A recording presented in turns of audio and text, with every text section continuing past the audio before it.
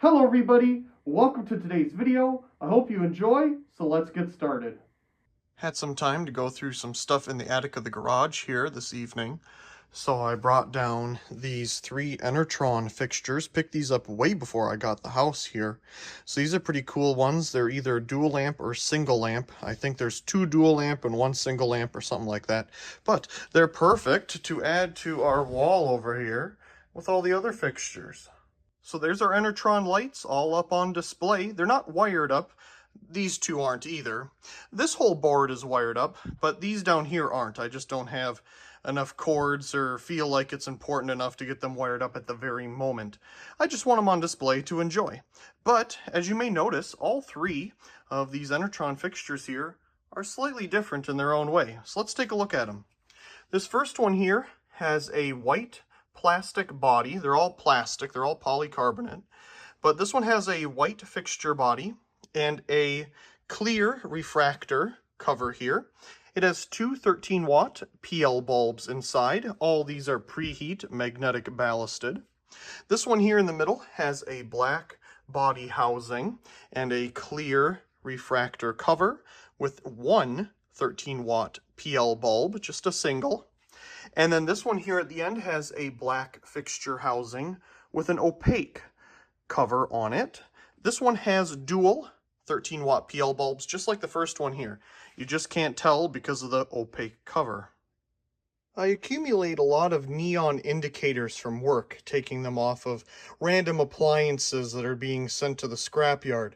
So I end up with a whole bunch of them, and this just isn't, the only ones that I have. In fact, I have a whole drawer over here of different little neon indicators that run on 120 volt.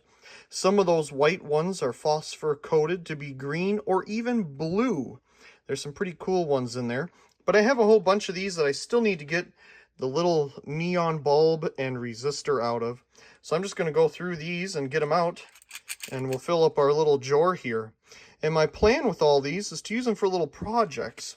Something I have here that I never made a video of is this little incandescent shelf light. It uses these grain of rice bulbs. And of course, it's supposed to be, I think, like 5 24-volt bulbs in there, but one of them's burned out. So it never worked. But I kept everything together because I was like, you know what? We could make a really cool neon, strip out of this. So that's the plan in some future video, is to make this thing a neon. And that would be pretty cool. I also found in these boxes these little transformers. These are 75-watt electronic transformers, apparently. They have a 120-volt input and a 12-volt output, so I'm guessing for a little indicator or maybe even a halogen bulb, obviously up to 75 watts. A lot of these have really short leads on them. I don't exactly remember what I got them out of, but some type of appliance. There we go, now it's getting filled up. Here's something you won't believe in 2025. The mercury vapor square lights are still in this hallway. I did a video on these many years ago now, but they're still here. Even after the building has gone through an LED conversion, we still have mercury vapor running in the hallway here. That is just too cool. Let me walk back this way. You can see the top of the stairs one here. In fact, I could probably go back far enough you can get both of them in one picture here. Very faint hum from the ballasts. They're holding up very nicely. You can see from the heat, the dirt that it's depositing on the ceiling. The rise of hot air, bringing with the air in the hallway here, making the dirt there. I'd say these are probably 100-watt mercury vapor mogul base. In fact, I can see a etch on the bulb in there. Maybe you can see it too, right in the center of your screen. It's kind of hard to see in person, but maybe you can see it better on camera. It looks like it says Philips. Could be wrong, but I think there's an etch there in the middle of the screen.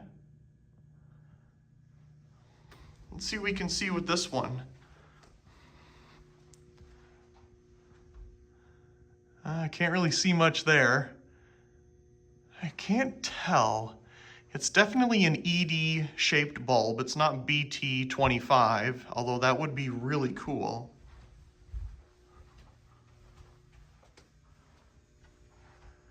Well, you can feel the heat from this one, but you're much closer to it standing up here. Yeah, definitely ED-shaped. You can even see the dimple on the top of the bulb there.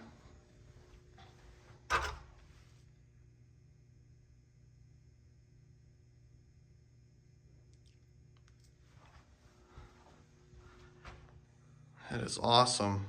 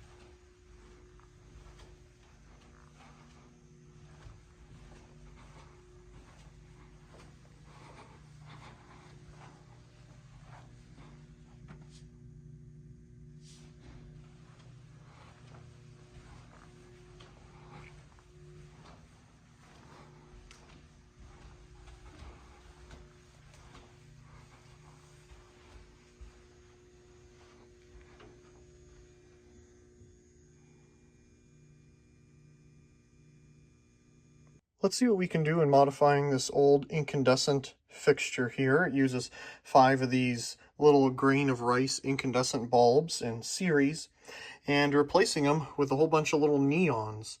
So obviously these are going to have to be in parallel instead of series because these individually run off of 120 volt as little indicator bulbs from appliances. So they already have resistors built in, as you can see. So I just need to figure out how I want to solder them all together and then get them in this tube, and let's see what we get out of it. To be honest, I don't have much idea what I'm doing, but I have 2 copper wires here, solid copper, and I'm just taking the little neons. I have 1 neutral and 1 positive here, and I'm just putting little pieces of heat shrink on as we go. As you can see, it's not pretty there at the beginning because I was just kind of experimenting the best way to heat up the shrink tubing, and it just, the lighter seems to work the best. The little solder iron here isn't exactly the best thing, but as I have progressed and learned and tinned wires, we're moving right along. So we need to obviously fill up quite a bit here, but we also have quite a bit to use. So we'll just continue on. Every time I add another one, I test it and make sure it still works. Our pile of little neons has gotten smaller as we have created 18 little neons in a row here. They're in parallel, they are not in series. The 2 at the end here were the very first ones I did, and I just worked my way this way. So that's why the spacing there is a little bit different than the rest, but as you go, you learn. And well, that's how the rest of the spacing worked out a little bit better than the one end. But of course, it's not going to be perfect because we have to have the cord at one of these ends as well. So let's finally bring over our cord, solder on the end, and get this thing into its new home. Okay, so we're finally done with the soldering, and here's our final result. I was going to put some heat shrink where it connects and solders to the wire here, but every time I do it, it would shrink as I'm soldering it, as usual. So I just used some electrical tape here at the end just to separate them. They are staggered. One's back further than the other, so they are separate underneath there, but one's wrapped and then they're wrapped together, so they are isolated. Either way, there's our neons. Now we just need to put it in its home. We'll finally turn this fan thing off. I'm sure you've been hearing it in the background for quite a while, but this thing really does help a lot when you're soldering. Anyway, you're here to see this thing turned on. Here we go. There it is. Now, the last one here I decided to bend backwards just for a little bit of variety. So you have a single one all by itself so you can appreciate what one of them looks like all by itself. And then you have all of them together. To be honest, it looks very low pressure sodium to me. Very cool. Let's turn the lights off. And it will get dark in here. It's dark outside. Oh yeah. Low pressure sodium to me, man. That is awesome. Take a look at that. All the little neons. That is so cool to be able to reuse these things. That lights everything up a little bit. It's of course not the brightest thing in the world, but that is beautiful. Totally low pressure sodium-esque to me. Love the way that this turned out. I don't know where I'm going to put it, but this has been a very, very fun project. Let's see what our newly created neon friend here takes. We're at 118 volts, 0.03 amps, 3.9 watts, 4 watts, exactly 4 watts. This thing takes. A 4-watt nightlight bulb would probably be a little bit brighter, but that's awesome. And 0.93 for a power factor. That's so cool. With all those resistors in there, it certainly does get warm as well. It's another day, and I've left our little neon friend on here for a little over an hour now just to see how warm this gets. And it's really not that bad. It's barely, you know, it's not even hot. Like, I'm not hurting myself holding this, but it most certainly does give off some warmth. So I just wanted to make sure that it wasn't anything terrible before I potentially put it up at somewhere. But yeah, very low pressure sodium-y, as I've said before. What a cool reuse of all the little neons. See if it can focus on them.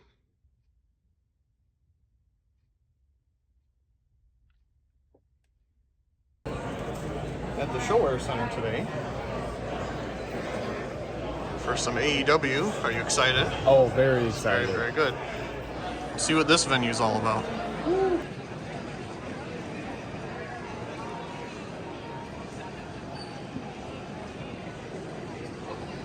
This is nice. We're really close. Very close. Unlike some of the other times. I mean, here's a normal view versus just being all drawn out.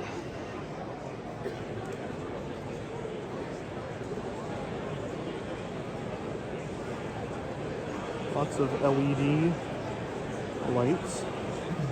Of course, there's stage lighting and stuff.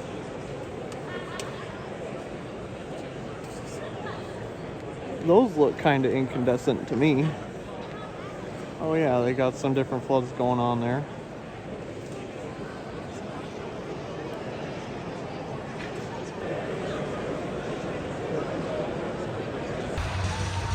Hello, Cat Washington! How we doing? Big early evening here in the Seattle area tonight. Right in front of you, Collisions returning on a Saturday night on TNT.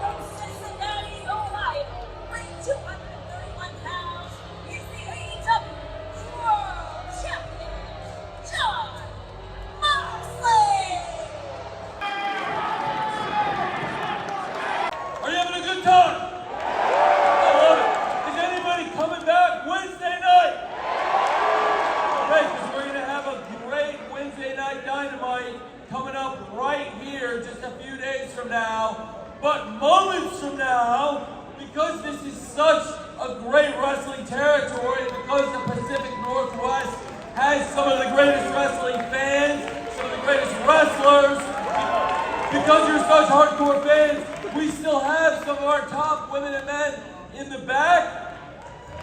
So since the night is young, we're on Pacific time, I thought we could have some more wrestling right now.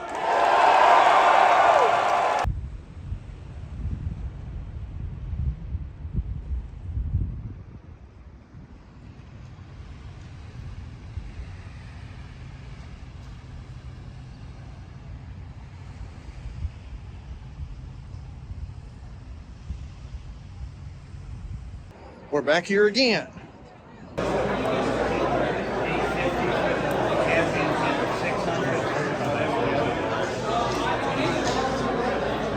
Decided to get some merch this time because we never want to wait in line. So we got a hat and we got a shirt, and now we're just so happy, so we're here.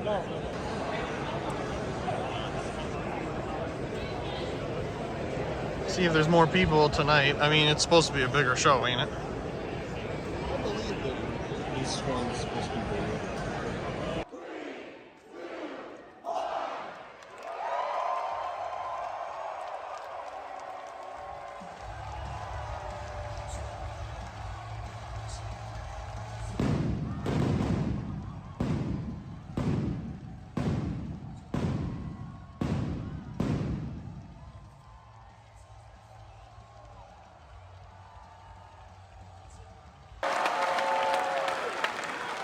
This is a very special AEW collision. It's going to be a Thursday night collision. It's going to be on tomorrow night on TNT at 8 o'clock. And you're all going to be there. You're going to see it on TNT or on Max, and you're going to see yourself. You're going to be in two places at once. It's a lot like my favorite movie, Total Cop. And it's only possible because of all of you. It's only possible to do this year-round because of great fans who watch the shows, who come to the shows 52 weeks a year. And doing this, it's only possible because of the great women and men in the back, in the truck, at ringside. Let's give it up for the crew. So we're messing around with this thing for the 1,000,000th time, and this time I'm trying to figure out why it makes a grinding noise. It's not doing it right now, but as you see at the top here, we have a couple different things. We have a random ballast. Now listen, if I remove this, it makes a grinding noise. But if I put this ballast back in here, into its weighted hole, I'll try to find something different over time, but it stops. The other thing I did is I found some appropriate screws to hold this canopy on, because I think it is actually essential to keeping this thing plumb, vertical. So I got some screws for that, and I found a weight temporarily to put in here. That ballast doesn't even work anyway, so I don't even really care if it's there. It doesn't start lamps for some reason. But anyway, it's a lot quieter now. And no more grinding. That is so much better without the grinding noise. Just being off balance was making it upset. It's a lot more sturdy now, so we'll put it back into use. I do enjoy turning this thing on, it's just so random. In the last couple of weeks, I've been in search of FS4 starters. Believe it or not, I don't really have many, because I didn't really have any fixtures to use them in, to be real honest. But now that we have converted the two shop lights back to F40 T12 preheat, we need some starters for them, and I do have some, but one of them went out the other day because it really wasn't that good a quality to begin with. But I needed to get more, and I could get them at the store, but I thought, you know what? I'm sure I could find some on eBay. Of course, it has everything. So I originally picked up this box here of these Kinstar starters. It was a pretty good deal for a pack of 25 with shipping. I was pretty satisfied with the price of it all, and they're brand new. These are, what do I say, made in Taiwan. And they're not really a brand that I've heard of before, and I have changed some of them out. As you can see, there are some different ones in here. But these are the ones that it would have, all had in there, and I do have some of these in fixtures, and they work just fine for the most part. They seem to work fine on F30, T8, or T12 fixtures, but for F40, sometimes they don't light on the first turn on of the switch. You have to turn it off and back on again, and then it lights. So I'm like, well, that's really annoying. That's kind of sad. Let me go back to the drawing board and find some more, because why not? They do work, but they're not working the way that I thought they would. So I ended up finding these, a bunch of Sure Light. These are a good brand. I've seen their starters many times in different fixtures, brand new, from factory and stuff. And these are FS400PB. Now these have a reset button on the top. This box is pretty boring, but it's another box of 25 starters, and these all have reset buttons. This is pretty cool. I don't know if FS2 or lower wattage starters, FS5 and such, had reset buttons like some of the FS4 offerings, but this does have a reset button. So I'm guessing if it gets stuck, instead of overheating the ballast or bulb or starter, this pops out and you can just push it back in to reset it. So I just got this box in today, and we're going to put some into our shop light here, and let's see what we get out of it, because I think these are going to work better than these. About the same price. These were a little bit more, but I think it was under 20 bucks for both of them all together. After they had some deals they sent you and all that kind of stuff. Wasn't bad for 25 starters. So let's get these in a fixture and see how well they work. Here's the ones that I have in it at the moment.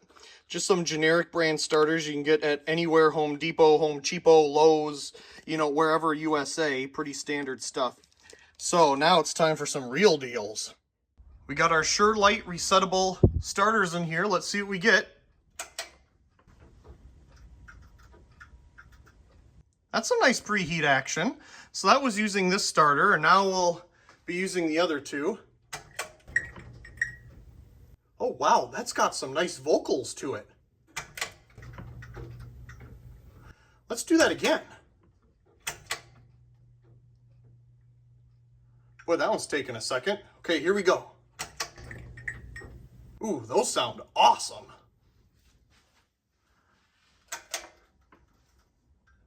Nice and blink happy, and to be honest, I love the look having the reset buttons on it. That just looks so nostalgic, seeing that at stores. And you know, as a lighting collector, you're always looking at displays and things in stores to see what lights are there, and they always had some hidden F40 T12 preheat lights at some of these old stores, you know, to light up sidewalls and stuff. And you'd see these starters and be like, that is so cool. So this is awesome. Let's do it one more time. Oh, those two on that ballast, that sounds so good. Okay, so these aren't the only starters I ended up purchasing. I ended up purchasing another lot of 50 Sure Light starters. They're not the resettable ones, they're just standard FS4. Some in the metal can and some plastic. But those, again, were a really good deal because, you know, who needs these things anymore? But I sent them back home to Wisconsin, and the reason I did that is I have some pretty cool things there that need those starters that I'm sure you'll be seeing in some future videos. So I have 50 of them here. I don't really need that many. I bought this literally because these didn't work out exactly as I thought. So this is a really good find. I didn't find this initially when I was searching up these starters. For whatever reason, it didn't come up until I was searching some weird search terms. I was just playing around with it, and then these popped up. So we got some fun ones here, and we got some more going back home for some pretty cool surprises coming hopefully in the near future. Well, coming to video, that is. I already have them in my possession. They're pretty cool. I really do hope you enjoyed today's video, and if you did, be sure to subscribe to the channel for more videos like this one. Leave a like down below and a comment. I do enjoy reading all of your comments. Of course, check out the other videos here on the screen. And until next time, thank you very much for watching.